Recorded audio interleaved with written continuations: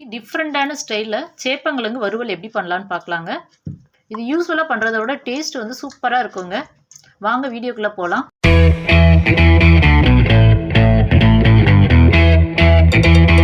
Hi friends, welcome to D3 channel.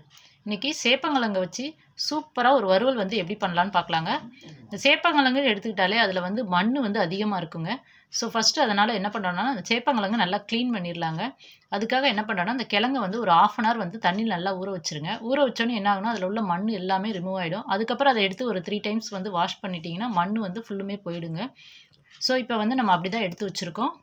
இந்த சேப்பங்கிழங்கை வந்து குக்கரில் வந்து 2 விசில் விட்டு வேக விட்டுறலாங்க. இப்போ 2 விசில் விட்ட பிறகு அதை ஆற வச்சு எடுத்து வச்சுருக்கேங்க. அதுதான் இப்போ நம்ம பார்க்குறது. இப்போ இது எந்த அளவுக்கு வெந்திருக்குன்னு பாருங்கள். ஸோ இது வந்து நமக்கு நல்லா வந்துருச்சுங்க. இப்போ இதை வந்து நம்ம என்ன செஞ்சிடலாம்னா, தோல் உரிச்சிட்டு ஸ்லைஸ் பண்ணிடலாம். இதில் சேப்பங்கிழங்கு எடுத்துக்கிட்டாலே அது வந்து அரிப்புத்தன்மை இருக்குங்க. ஸோ அந்த அரிப்புத்தன்மைக்கு போகிறதுக்காக கொஞ்சம் புளி வந்து எடுத்திருக்கேங்க. அந்த புளியை வந்து புளி தண்ணி வந்து நம்ம எடுத்து வச்சுக்கலாம். அதோட வந்து இப்போ காரத்துக்கு வந்து என்ன பண்ணியிருக்கேன்னா, ஸ்பூன் வந்து சில்லி பவுடரும் 2 ஸ்பூன் வந்து குழம்பு மிளகாத்தூள் வந்து எடுத்திருக்கேங்க. அதோட வந்து இஞ்சி பூண்டு பேஸ்ட் வந்து 1 ஸ்பூன் வந்து எடுத்திருக்கேங்க, பெரிய ஸ்பூனுக்கு. அந்த இஞ்சி பூண்டு பேஸ்ட்டோட நான் வந்து கருவேப்பிலை வந்து கொஞ்சம் போட்டு அரைச்சி எடுத்துகிட்டு வந்திருக்கேங்க. அதுதான் கலர் வந்து நமக்கு க்ரீன் கலரில் இருக்குது.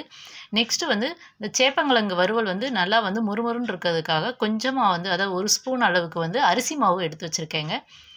இப்போ புளி கரைசல் வந்து ரெடி பண்ணிவிட்டு இந்த மசாலா எல்லாத்தையுமே நம்ம மிக்ஸ் பண்ணிடலாம். இப்போ நம்ம சேப்பங்கிழங்கு எல்லாத்தையுமே நான் கட் பண்ணி வச்சாச்சுங்க. இந்த மாதிரி ரவுண்டாக நான் வந்து ஸ்லைஸ் போட்டு வச்சுருக்கேன். உங்களுக்கு எந்த மாதிரி ஸ்லைஸ் வேணுமோ அந்த மாதிரி ஸ்லைஸ் போட்டு வச்சுக்கோங்க. தோல் உரிச்சு நம்ம கட் பண்ணியாச்சுங்க. இப்போ நம்ம வந்து மசாலா மிக்ஸ் பண்ணலாம். கரைசல் வந்து எடுத்து வச்சாதுங்க. இது எவ்வளோ கட்டியாக எடுத்து வச்சுருக்கேன்னு பாருங்கள். இந்த மாதிரி வந்து எடுத்து வச்சுக்கோங்க.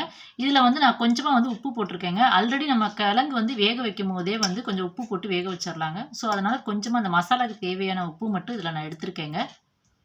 நம்ம எடுத்து வச்சுருக்க மசாலா எல்லாத்தையும் இதில் போட்டு மிக்ஸ் பண்ணிடலாம். ஸோ இந்த மாதிரி வந்து சேப்பங்கிழங்கு நம்ம செய்யும் போது வந்து என்னென்னா, மசாலாலாம் நல்லா வந்து கிழங்குல நல்லா ஊறி இருக்குங்க. டேஸ்ட்டு வந்து நமக்கு சூப்பராக கிடைக்கும். இப்போ மசாலாலாம் இந்த மாதிரி வந்து நல்லா கெட்டியாக வந்து இது பண்ணி வச்சுக்கோங்க. இப்போ மிக்ஸ் பண்ணியாச்சு. நம்ம ஆல்ரெடி கட் பண்ணி வச்சுருக்க சேப்பங்கிழங்கை வந்து இதில் போட்டுடலாம். இப்போ மசாலா எல்லாத்தையும் மிக்ஸ் பண்ணதை வந்து கிழங்கோட சேர்ந்து நல்லா பரட்டி விட்டுக்கோங்க. நல்லா எல்லா பக்கமும் வந்து அது டிஸ்ட்ரிபியூட் ஆகிற மணிக்கு நல்லா வந்து எல்லா பக்கமும் வந்து ஸ்ப்ரெட் பண்ணி விட்டுறலாங்க. இப்போ இதை வந்து நம்ம என்ன பண்ணோம்னா, ஒரு 10 மினிட்ஸ் வந்து மசாலாலாம் ஊறுறதுக்காக அப்படியே விட்டுருவோங்க. இப்போ வந்து வறுவல் வந்து நம்ம தாளிச்சிடலாங்க. அதுக்காக ஒரு கடாயில் வந்து நான் எண்ணெய் ஊற்றிருக்கேங்க. எண்ணெய் காஞ்சோடனே சோம்பு போடலாம். சோம்பு பொரியட்டும். நெக்ஸ்ட் வந்து ஒரு 1/2 ஸ்பூன் வந்து உளுந்து போட்டிருக்கேங்க. உளுந்து வந்து நல்லா எண்ணெயிலே பொரியட்டும். நெக்ஸ்ட்டு நம்ம எடுத்து வச்சுருக்க கருவேப்பிலை போட்டுடலாம். நெக்ஸ்ட்டு நம்ம இதுக்காக ஒரு ஆனியன் வந்து கட் பண்ணி வச்சுருக்கோங்க. அந்த ஆனியன் வந்து போட்டுடலாம். ஸோ வெங்காயம் வந்து நல்லா வதங்கிடுச்சுங்க. இப்போ நம்ம வந்து 10 மினிட்ஸ் அதுக்குள்ளே ஆயிடுச்சிங்க. அந்த எடுத்து வச்சுருக்க மசாலா பரட்டி வச்ச கிழங்கை வந்து நம்ம இதில் போட்டுடலாம். ஸோ இப்போ நம்ம வந்து மசாலா பரட்டி வச்ச சேப்பங்கிழங்கு வந்து போட்டாச்சுங்க. மசாலா வந்து நல்லா பைண்ட் ஆயிடுச்சுங்க. இப்போ வந்து நமக்கு கொஞ்சம் எண்ணெய் ஊற்றி ஸ்டவ்வை வந்து சிம்மில் போட்டுடலாங்க. நமக்கு சூப்பரான டேஸ்ட்டில் இப்போ சேப்பங்கிழங்கு வறுவல் வந்து ரெடி ஆயிடுச்சுங்க.